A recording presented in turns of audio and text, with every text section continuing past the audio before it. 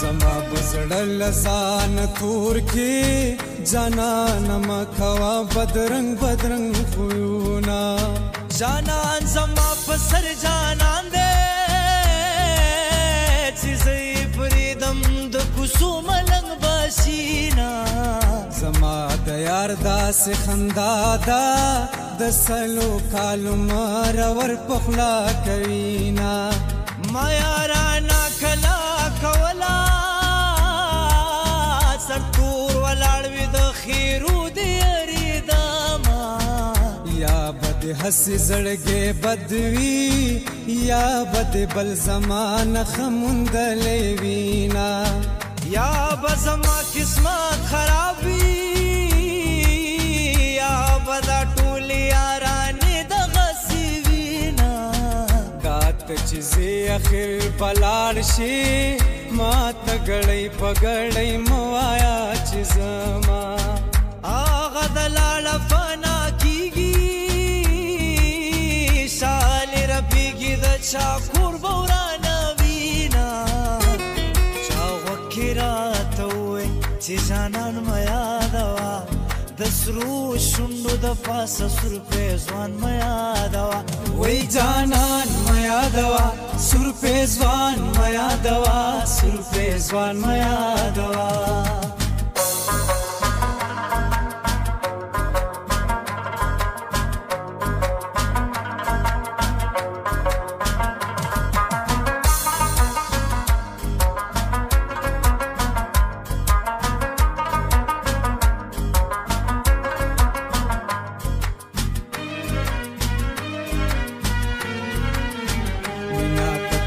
راتلو زیاتیږي کلا رازا کلا باز درځم میانا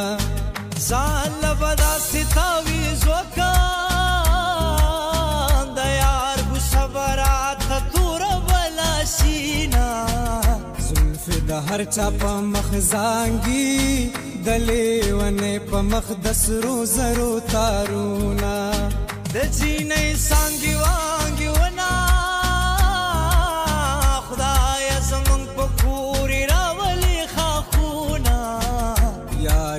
تاکړه ما خونا کړه اوسې چې لنډ پرې کوي جړه رازینا زما دې سوکړل چې لاړې پسان دې ورکړه د یارانو محفلونه دا مرور مرور ګرځا کمې رضا کړې د هند ویلور بیاما بیا بیاري چا سر ناکړه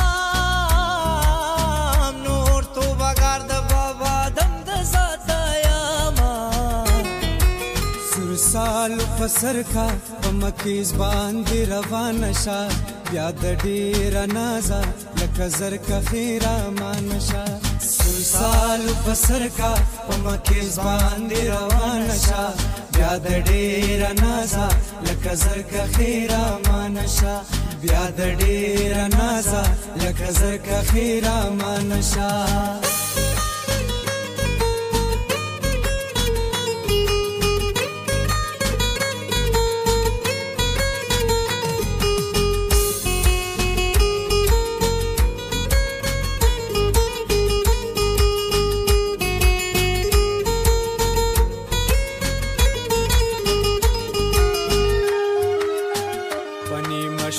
مرا ورلاړې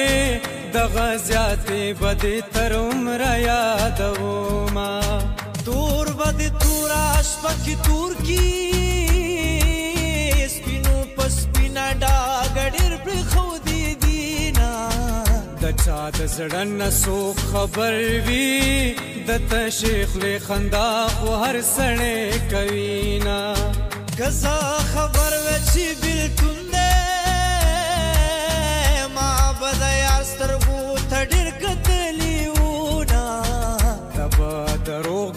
جانانا زما بزړه در تاریخ تیا چاودلې وینا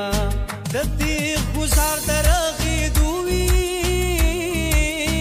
د خپل گزار پزړه تڼا کې جوړه وینا د یارې غکولې نشم د سوال یاری دا اوس بګډا وډشینا یوا مې دا خبر اورا چې نر سړی بد دلا دلا سمرینا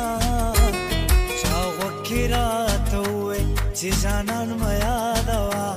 د سرو شونډو د پاسه سور پیزوان مه یادوه وای جانان مه یادوه سور پیزوان مه یادوه سور پیزوان مه یادوه